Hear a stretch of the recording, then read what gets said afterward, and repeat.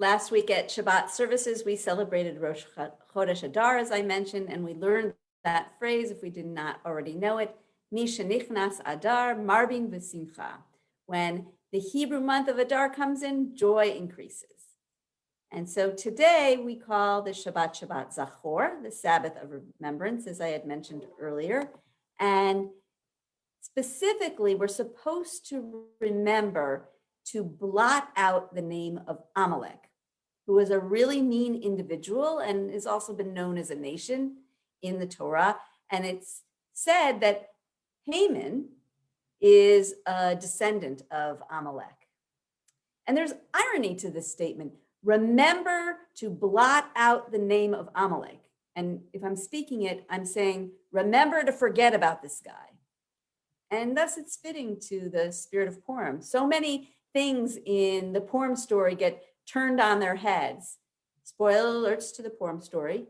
Haman wants to kill Mordecai and all the Jews, but in the end, Haman gets hung on the gallows that he built for Mordecai, and Mordecai gets promoted to Haman's position. To practice what we call Purim Torah, we take what is Torah, maybe it's Talmud or Midrash or another kind of text, and we teach it in a style which includes humor or satire. It may deliver laughter, but more often the result is a groan. Here's a Midrash, an original story, about this week's Torah portion, Truma, in which we read about the gifts that the Israelites bring in the making of the Mikdash and the Mishkan, the sanctuary and the tabernacle. The name of this original story Midrash is called Adishut's Truma. Allow me to introduce you to Adishut. He was one of the 600,000 former Hebrew slaves who came out of Egypt. He was not a very motivated person. Some might call him apathetic or lazy.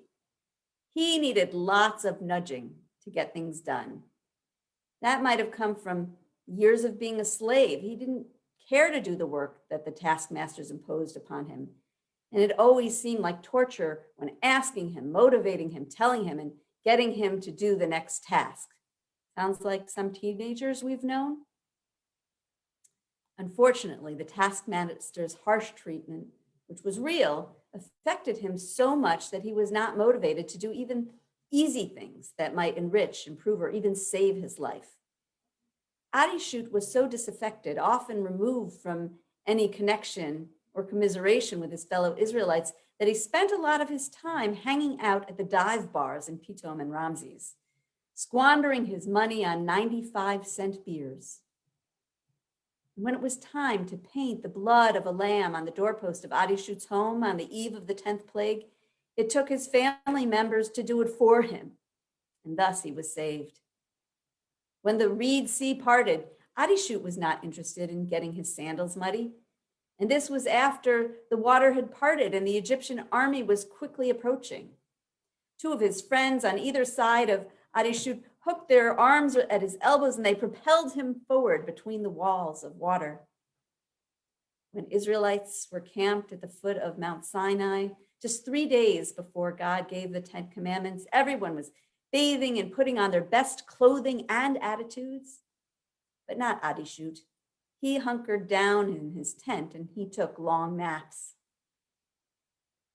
Yet under lots of peer pressure and perhaps a bit of curiosity at the sounds and smells outside his tent, he ventured with the rest of the crowd to witness what all the fuss was about. And now God was giving the next command. The Eternal One spoke to Moses saying, "Tell the people, Vayichuli Truma, to bring me gifts. You shall accept gifts from me from every person whose heart so moves him. Ba'asuli mikdash v'shachanti b'tocham, and let them make me a mikdash, a sanctuary, that I may dwell among them." It's not that Adishut didn't believe in God. He did. It's just that his heart did not move him. He was lazy, he was apathetic, and he was certainly unmotivated. After some coaxing, Adishut said, Okay, I'll bring something to make this mikdash. He started holding up different gifts to show his friends. Perhaps this would be a good gift to make the mikdash. In his uncaring way, he held up a crumpled ball of aluminum foil. But God was only accepting gold, silver, and copper. He held up some brown and gray scraps of yarn he had, but God was only accepting blue, purple, and crimson yarns. He held up some fur from a desert rat, but God was only looking for goat's hair.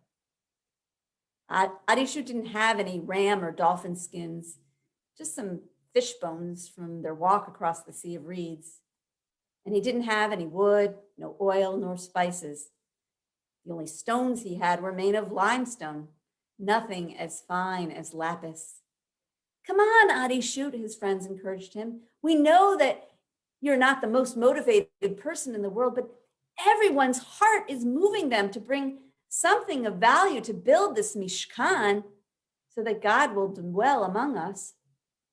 Mishkan? Declared Arishu. Mishkan? Well, why didn't you say so in the first place? When we left Egypt and we were told to borrow from our Egyptian neighbors, I wasn't able to borrow any gold or silver or clothing as we'd been commanded, but I was able to get several coins that I took with me and headed out with my friends to one of those Egyptian taverns.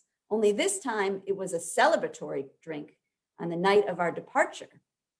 So when I paid for my drink, I got one of their 5-cent tokens back for change.